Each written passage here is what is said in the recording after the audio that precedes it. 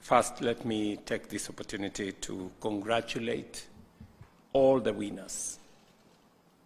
My really best wishes to you for the outstanding performance that you have demonstrated, and you have been chosen as the people who carry the flag from different counties on an array of subjects ranging from agriculture to digital space to health to climate change.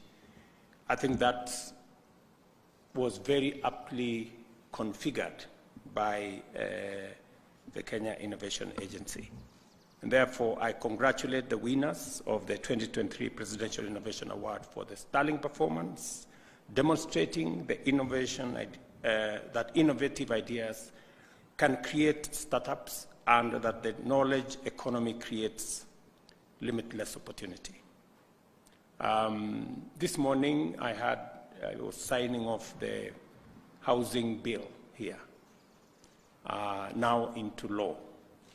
Again, we're looking at opportunities for employment for millions of young people around the country. Already we have close to 140,000 young people working in our housing program.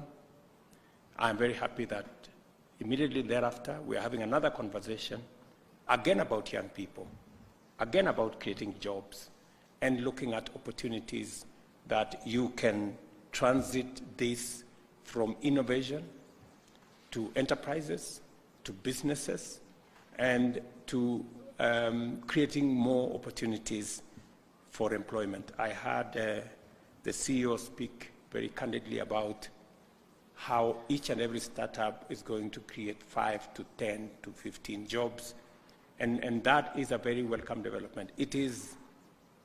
We are having the right conversation in Kenya this time round.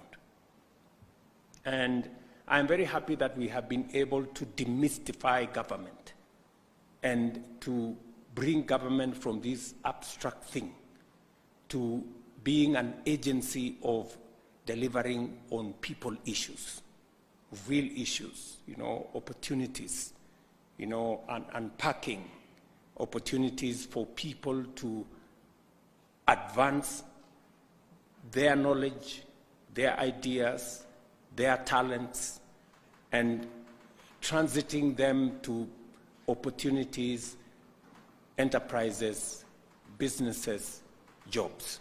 So this is I'm very proud that we are all moving in that direction.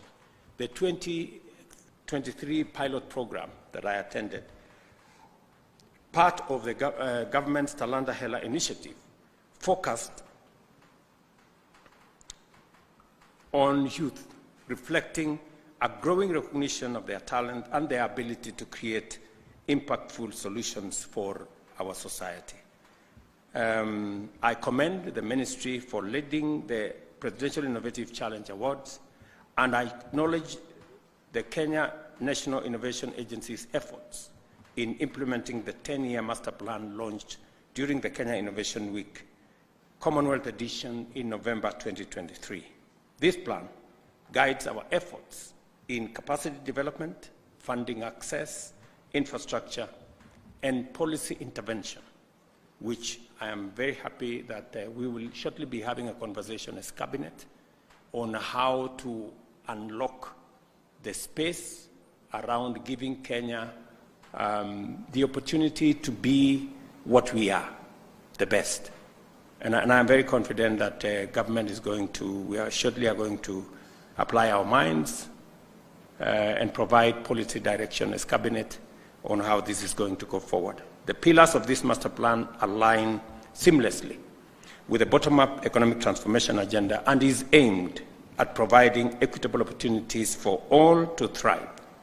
In this spirit, the Presidential Innovation Award stands as a testament to our commitment to support young people and foster their entrepreneurial spirit, thereby contributing to job creation, opportunities expansion, and of course, giving everybody a chance to create wealth. I hope and I am confident that as we move in this direction together, we should be able to expand opportunities in the manner that was explained by the CEO here. And therefore, I urge all our partners to join us in expanding this program, enabling more youth and innovators to participate and benefit. With increased collaboration with the private sector and development partners, we can propel our innovation ecosystem forward by providing valuable mentorship and experiences for our young people and giving examples of how these can be monetized in a meaningful, impactful way. Looking ahead, I anticipate the annual celebration and graduation of the most promising innovators and startups in Kenya Innovation Week, at the Kenya Innovation Week. However, we must also address critical areas within the Innovation Master Plan, such as the Startup Bill, which is instrumental in creating an enabling environment for innovation to flourish. And I am confident that the stakeholder engagement that is being carried out is paramount in ensuring that this proposed legislation reflects the diverse perspectives of our society. This morning, I listened to many people who informed, through public participation, the housing law that we just signed into effect this morning. It is our belief that even the startup bill will receive ideas, will get input, will get suggestions, and also will submit memoranda to give us the widest possible participation and scope, so that as we develop the bill into law, we are properly guided by a whole of society approach. As a government, we are committed to embedding innovative mindsets across all facets of our administration. To this end, we will adopt tools like the Global Innovation Index to measure and report our progress accurately. And as I have said, Cabinet will be providing direction in that aspect. We will also continue to develop data-driven policies and benchmark our efforts internationally. We also recognize the need to enhance access to funding, to de-risk innovative ideas and scale up startups. Programs like the Presidential Innovation Challenge and Award will play a pivotal role in this regard, providing vital avenues for funding promising ventures. Listening to my sister from Homa Bay, she said 500,000 may not get her where she wants to go. And that speaks volumes to us that we need to up our game.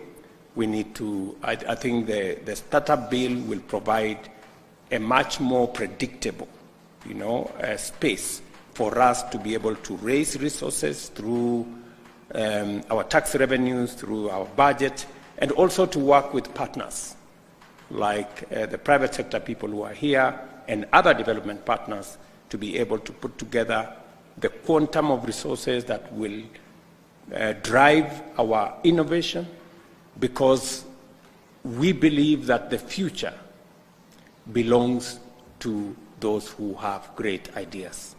And those great ideas can only become what they should be if they get the right mentorship, if they get the correct technical support, and if we mobilize sufficient resources to turn them from ideas, from innovations, into enterprises and into businesses, and use them to solve societal problems, but also create opportunities both for employment, but also for wealth creation.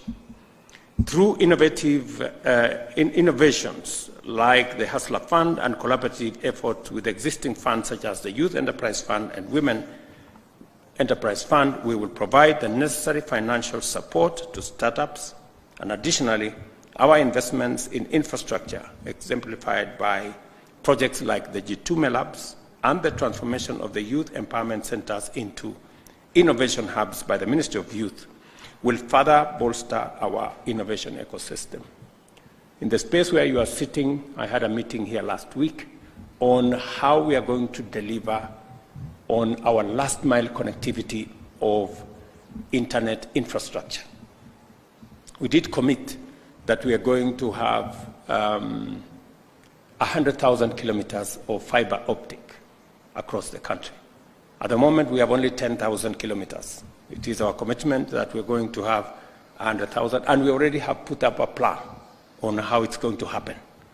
I'm very happy to report that in the next 2 years, we will already have connected 100,000 institutions across Kenya, schools, hospitals, shopping centers, and other public spaces, to make sure that wherever you are connected to internet, because we live in a digital age where there are digital jobs, digital opportunities, digital commerce, and everything is going online. Government is going online, and therefore it becomes an imperative to have internet connectivity across Kenya. I am very confident and sure that we are making and breathing life into every item that we committed ourselves to in our manifesto, because that is how we are going to transform our country. And in our plan, young people like you guys I see here are front, left, right, and center of our plan. And I want young people in Kenya to know that for the first time, we want to balance the resources that we commit for the education, training of our young people, and resources also to guarantee them that after they get out of school or college or university, we must have an equally deliberate and robust plan on how they are going to get jobs, they are going to get opportunities to contribute meaningfully to the development of our country. I think it is not responsible for me, who preside over the affairs of our country, for me to look at, we're spending 650 billion Kenya shillings every year for the training, education of our young people. We must equally be deliberate on programs, initiatives, interventions on how these 650 billion shillings we spent, how does it inform the next phase of our economy? How do we make sure the product of the 650 billion shillings we spend every year have an opportunity to meaningfully contribute by having a clear plan on how to create jobs? So for the first time, we have a plan on how to create jobs. And we are intentional and we are deliberate about creating those jobs. Whether it is under our housing plan or our digital jobs plan or our export of labor plan or our export-led growth plan, that whole space is informed by deliberate, intentional interventions, programs that will create opportunities for young people to monetize their talent, monetize their education, monetize their skills, and meaningfully contribute to the economy of our country. So I am very proud that we are here discussing another cohort of young people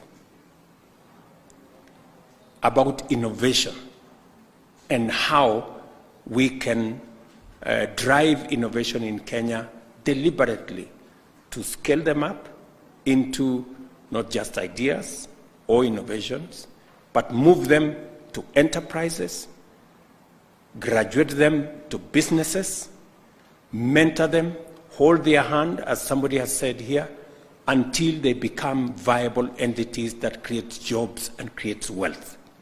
So this is the space in which we are operating, and I want to encourage Kenya Innovation Agency to continue doing what they must do, to work with us make sure that you give no peace to Ababu na Mwamba until everything that needs to be done is done. And I am going to be available to support and to guide whenever there is a necessity to do that. So I extend my sincere appreciation to these great innovators who are here, the ministry, and our esteemed partners for their unwavering support for the Presidential Innovation Awards. And I hope to see more Kenyans, and particularly young people, benefiting from this transformative program by accessing opportunities for mentorship, opportunities for technical support, opportunities for financial support, and helping you graduate your innovations into the space that they become viable businesses and companies and entities. So, asanteni sana, congratulations to all of you. I wish you well in your creativity. We have a great country. I am very proud to be a leader in Kenya, because it is very good to lead people who know what they want and they know how to get it. And all they need is just a little guidance, a little support, and they will do their thing and they will get this country great. That's why I am very proud that we are all moving together. We just signed the housing bill into law. And you know, God has a way of doing things. The piece of legislation we passed today